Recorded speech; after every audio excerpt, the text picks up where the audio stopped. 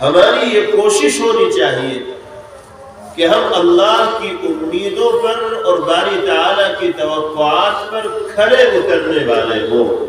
اگر اللہ نے ہمیں اپنی مخلوقات میں سب سے زیادہ فضیلت دی ہے تو ہم اللہ کی مخلوقات میں اس کی سب سے زیادہ اطاعت و فرما برداری کرنے والے بھی بنے۔ یہ ہمارے مقام کا تقاضا ہے، کیونکہ جس نعمت سے اللہ نے ہمیں انسان بنا کر مالا مال فرمایا ہے، اپنی مخلوقات میں سے کسی اور کو اللہ نے اس نعمت سے نہیں نوازا، تو دوسری مخلوقات کے مقابلے میں اللہ کی اطاعت و فرمانبرداری کی زیادہ ذمہ داری ہماری اور آپ کی ہے۔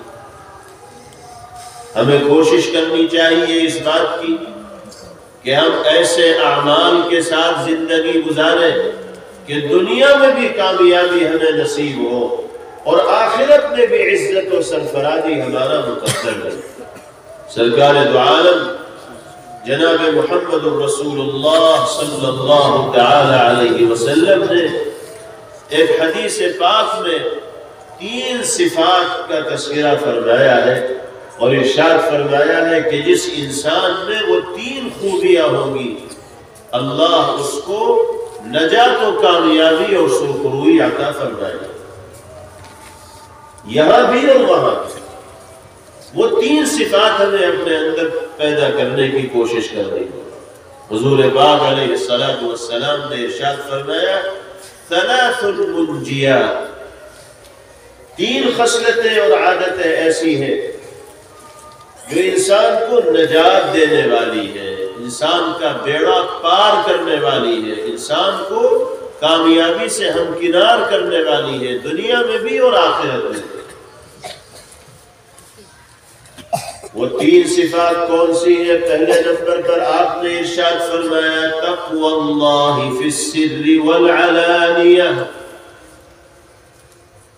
جلوت و خلوت میں، ظاہر و باطن میں، مجمع اور تنہائی میں اللہ کا ڈر، خوف و خشیت اپنے دل کے اندر پیدا کرنا، یہ پہلی صفت ہے۔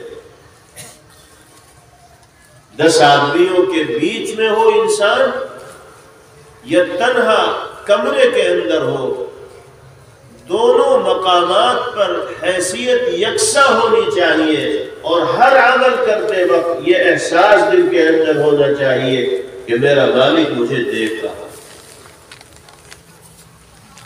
اس لیے کہ اس کی نگاہوں سے کسی کا کوئی عمل اوجھل اور پوشیدہ نہیں۔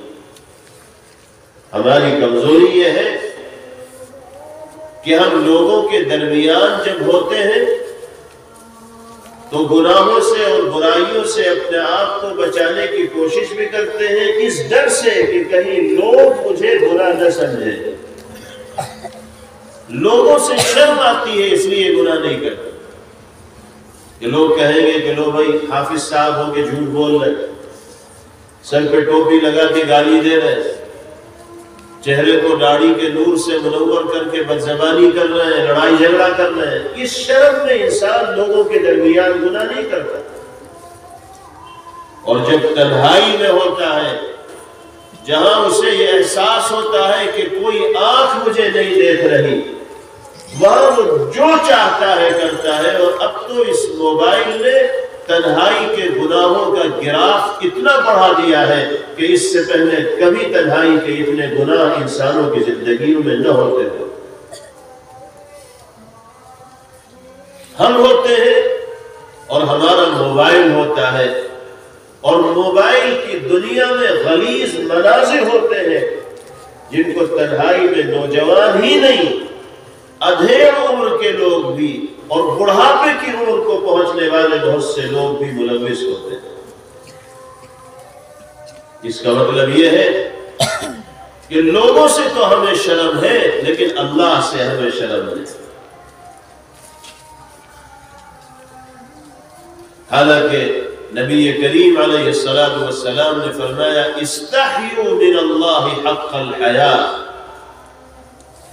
اللہ سے ایسی شرم کرو جیسے اللہ سے شرم کرنے کا حق ہے۔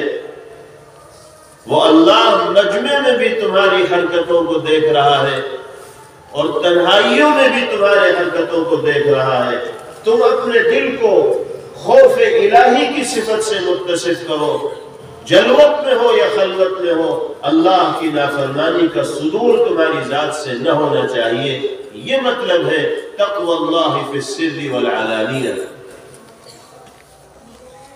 اللہ پاک ہم سب کو اس صفت سے متصف فرمائے، مزین فرمائے، آراستہ فرمائے۔ اور دیکھیے تنہائی کے گناہ سزا کے اعتبار سے بہت سخت ہے اللہ کی نگاہ۔